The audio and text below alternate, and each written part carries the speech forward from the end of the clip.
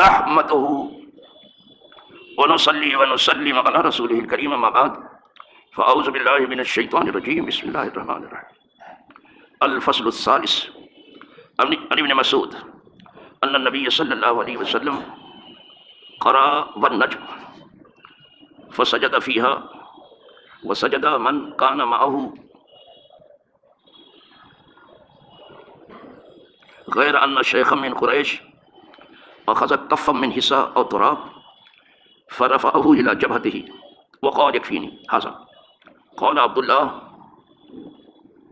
فقد رأيته بعد قتل كافرا متفق عليه. وزاد البخاری فی روایت وهو امیہ ابن خلف.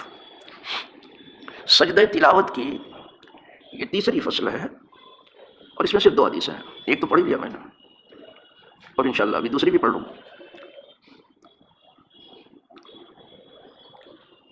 تو یہ تیسری فصل جو ہے عبداللہ ابن مسعود سے مروی ہے. وہ کہتے ہیں کہ حضور سید عالم ارواحنا فداہ صلی اللہ علیہ وسلم نے سورہ النجم پڑھی تو آپ نے اس میں سجدہ کیا. وہ سجدہ من کانا اور جو آپ کے ساتھ تھے سب نے سجدہ کیا. حد یہ ہے کہ مشرکین نے بھی سجدہ کیا, جنہوں نے بھی سجدہ کیا, سب نے سجدہ کیا. لیکن ایک بوڑھا آدمی جو بہت پیسے والا تھا اس نے سجدہ نہیں کیا. اس نے کچھ زمین سے کنکڑیاں اٹھائیں مٹھی میں یا زمین سے مٹی اٹھائی اور اسے اپنے ماتھے پہ لگا لیا, سجدہ نہیں کیا. اور کہنے لگا مجھے یہ کافی ہے, اللہ کا سجدہ نہیں کیا. کچھ گردنیں اتنی اکڑی ہوتی ہیں کہ خدا کا بھی سجدہ نہیں کرتا. کیا نہیں اس نے سجدہ, مشرکوں نے بھی سب نے کیا تھا لیکن اس نے نہیں کیا. اور یہ بہت بڑی آفت ہے کہ جس خدا نے انسان کو بنایا اس کے آگے سجدہ کرنے کو کچھ لوگ نہیں تیار ہیں. شیطان نے بھی خدا کے آگے سجدہ کرنے کا کبھی انکار نہیں کیا, کبھی نہیں, اور آج بھی نہیں کرتا ابھی. لیکن شیطان آدمی کے حق کے آگے جھکنے کے لیے تیار نہیں ہوا. بس یہی ایک سجدہ نہیں کیا. حالانکہ زندگی بھر وہ سجدہ ہی کرتا تھا اور خشکی اور تری کو سجدے سے پاٹ دیا. اس کے بارے میں مشہور ہے کہ جہاں اس نے سجدہ نہیں کیا وہاں سبزہ بھی نہیں ہوگا. بہت سجدہ کیا لیکن ایک سجدہ نہیں کیا. یہ آدمی کا حق ماننے کے لیے تیار نہیں تھا اور اپنی برتری دکھا رہا تھا کہ میں آدمی سے بہتر ہوں. بس انا خیر منہ, اسی نے کہا تھا میں اس آدمی سے بہتر ہوں.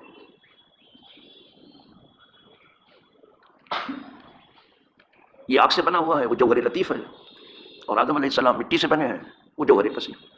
تو آدم علیہ السلام کا مٹی سے بننا تو اسے دکھائی دیا, لیکن آدم علیہ السلام کے اندر جو روحانیت تھی وہ اسے دکھائی نہیں. یہ ابلیس کی نگاہ ہے. اس نے صرف ظاہر کو دیکھا کہ مٹی سے بنے, یہ نہ دیکھا کہ آدم کے اندر روح کون سی کام کر رہی ہے, یہ نہیں دیکھا. اسی پر عارف رومی کہتے ہیں, بہت مزے سے کہتے ہیں, تو سے قرآن اے پسر ظاہر مبین, اے بچے تو قرآن سے صرف ظاہر کو مت دیکھ, تیری سمجھ میں نہیں آئے. صرف ظاہر کو دیکھے گا تو دھوکہ کھا جائے. اس کے ذرا باطن میں اترنے کی کوشش کر. پہلے مصرے میں تو یہی کہا کہ قرآن سے بحث ظاہر کو مت دیکھو, اس کے باطن میں ڈوب کے دیکھنے کی کوشش کرو, اس کو گہرائی میں دیکھو. دوسرے میں دلیل دے رہے ہیں اگر تم ایسا کرو گے تو یہ ابلیس کا طریقہ ہے.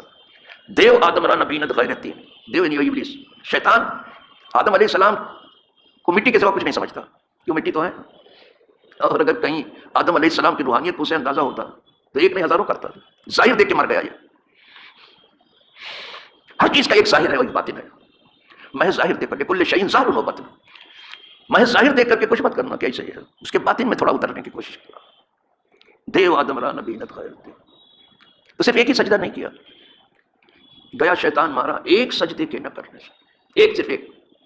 اگر لاکھوں برس سجدے میں سر مارا تو کیا مارا, مدتوں جو ہے سر پٹکتا رہا, کیا کیا کچھ.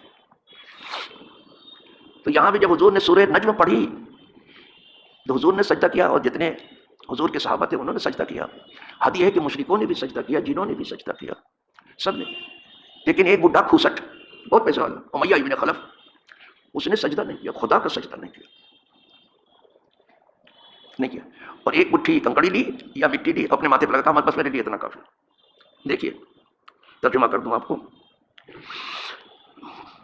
کہتے ہیں غیر ان شیخا من قریش، مگر قریش میں سے ایک بوڑھا، اخذ کفا من حصہ، اس نے ایک مٹھی کنکڑی لی اور تراب یا مٹی لیا، فرفعہ الی جبہتہ، تو اس کو اپنے پیشانی پر اٹھا کے مل لیا، وہ بولا بس میرے لیے کافی۔ دیکھا آپ نے ایسی بھی عقلی گردن ہے، یہ انسان کرتا کیا کیا ہے۔ وقال یکفینی ھذا، کہا بس میرے لیے اتنا بس ہے۔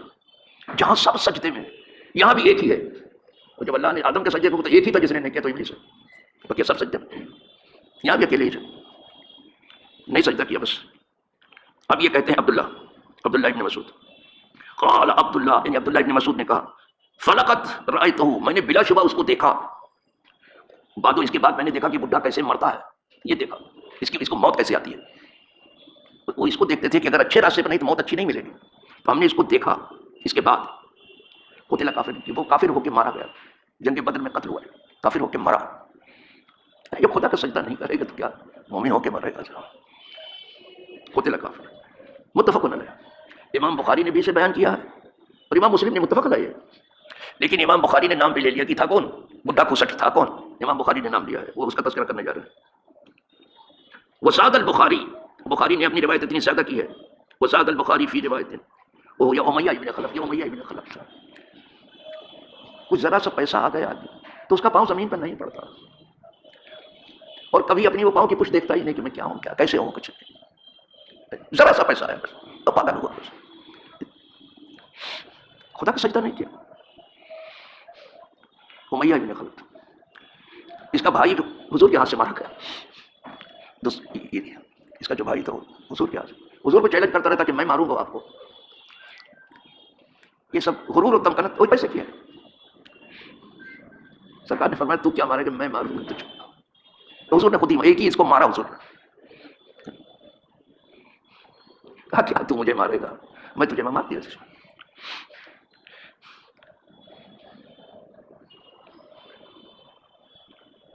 بندے سے خدا سوائے عاجزی کے اور کیا چاہے؟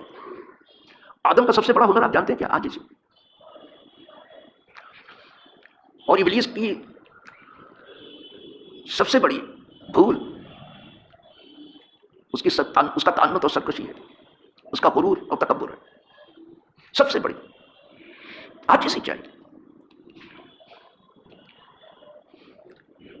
بھول آدم سے ہوئی ذرا سا تو ربنا ظلمنا پڑنے لگا، اور حضور کے صدقے میں نجات مانگنے لگا، اور اس سے بھی بہت بڑی بھول ہو گئی ابلیس سے بھی، تو خدا کو تہمت دینے لگا کہ فبما اغویتنی، تو نے مجھے گمراہ کر دیا، اللہ کو کیا پڑی کہ تجھے گمراہ کر دیا، دیکھا، یعنی توبہ کرنے کے بجائے قدرتی کو قصوروار ٹھہرانے لگا، یہی ابلیسی چال ہے۔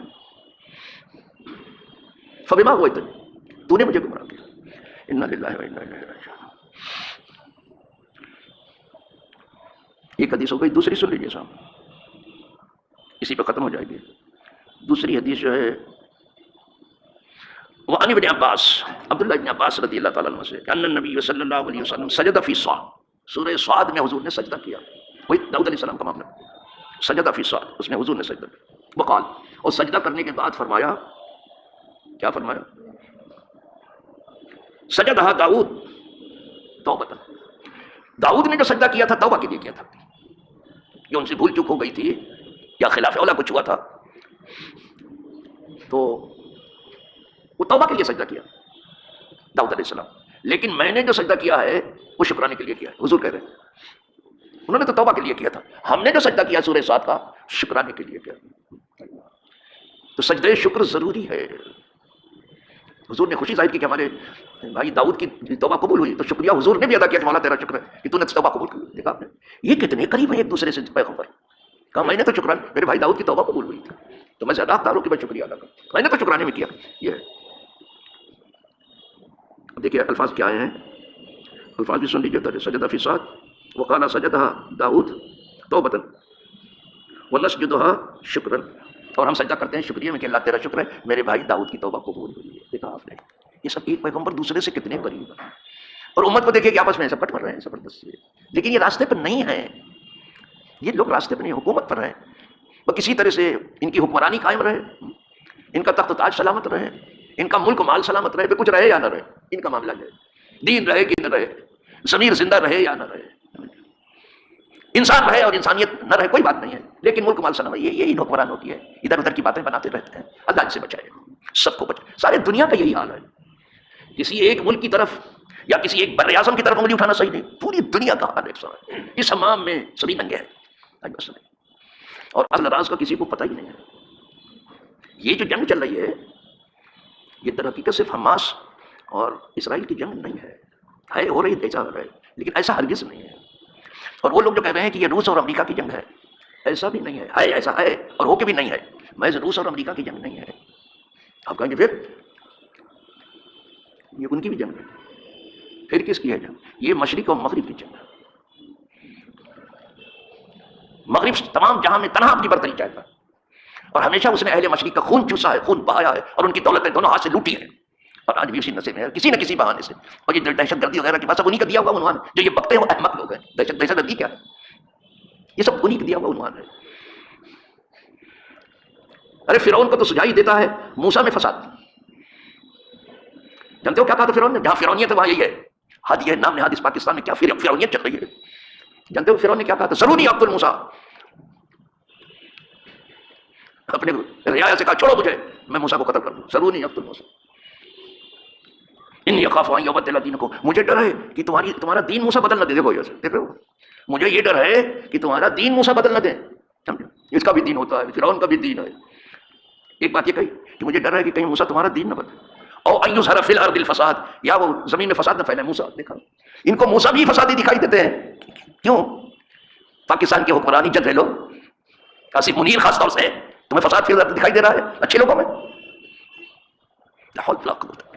پتہ نہیں کہاں آپ پیدا ہوئے ہیں، کس پانی سے آپ نہلائے گئے ہیں اور کہاں آپ جانے والے ہیں۔ موسیٰ نے کہہ رہا ہے ہر فرعون کو موسیٰ فسادی دکھائی دیتے، یہ فساد فی الارض ہے، ہر مسلح کو فساد فی الارض کی طرف منسوب کرتے۔ آپ بھی فساد فی الارض پر تقریریں کر رہے ہو اور سب کے دماغ پر گفتگو نہیں کر رہے ہو، جو آپ خون بہا رہے ہو نہ آپ لوگوں کا ان کے حقوق طلب کر رہے ہو اور نہ اہل کو اہل کی کرسی پہ بٹھا رہے ہو۔ تمہیں نہیں حکم تھا تو الامانات الی اہلہا، امانت اہل امانت کے حوالے کرو، یہ اہل کا کام تھا۔ بیکار کی باتیں لے کے بیٹھو، مقرر بنے ہو، سرحدوں کی حفاظت نہیں ہو سکی، کہا مقرر تو ہو جائیں گے۔ حول ولا قوت الا باللہ۔ ایسے ہی ہے پوری دنیا کا حال، ایسے تباہ ہے صاحب، ان کا حال تباہ ہے بالکل۔ اللہ بچائے اپنی پوری دنیا کی رعایا کو، جتنے ظلم پیشہ لوگ ہیں پوری دنیا کی عوام کو اللہ بچا دے گا، کسی کا خون ناحق نہ بہے، ناحق قتل نہ ہو، ناحق خوریزی نہ ہو، ادھر ادھر کی باتوں سے بات نہیں بنتا۔ اللہ حق کو ہدایت پر زندہ رکھے، جہاں تک ہو سکے انسانیت کو ہم نفع میں ڈالنے کی کوشش کریں، اسے نقصان سے بچا لیں اور لوگوں کے حقوق کا احترام کریں ہم۔ اللہ ان بندگان قدسی کے قدموں میں جینے کی توفیق دے جنہوں نے زندگی بھر خدا کے آگے سر جھکایا، سمجھ گئے؟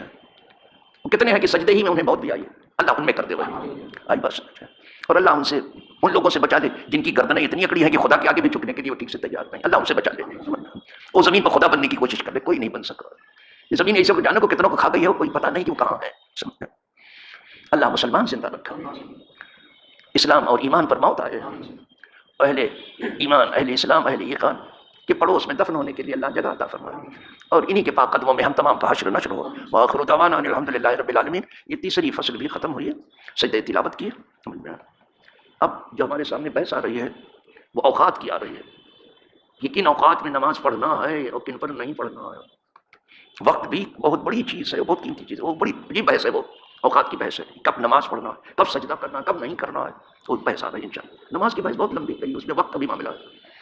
اب زور سے پہلے آپ زور نہیں پڑھ سکتے، عصر سے پہلے آپ عصر نہیں پڑھ سکتے، مغرب سے پہلے آپ مغرب نہیں پڑھ سکتے، عشاء سے پہلے آپ عشاء نہیں پڑھ سکتے، فجر سے پہلے آپ فجر نہیں پڑھ سکتے۔ وقت کو بہت بڑا دخل ہے بابا، بہت بڑا دخل ہے انشاءاللہ۔ تو چونکہ یہ دوسری بھی فصل ختم کل ہی بتا دیا تھا، تیسری بھی ختم ہوئی اللہ کے فضل سے، اٹھیے اور بارگاہ رسالت میں صلاۃ و سلام عرض کریں۔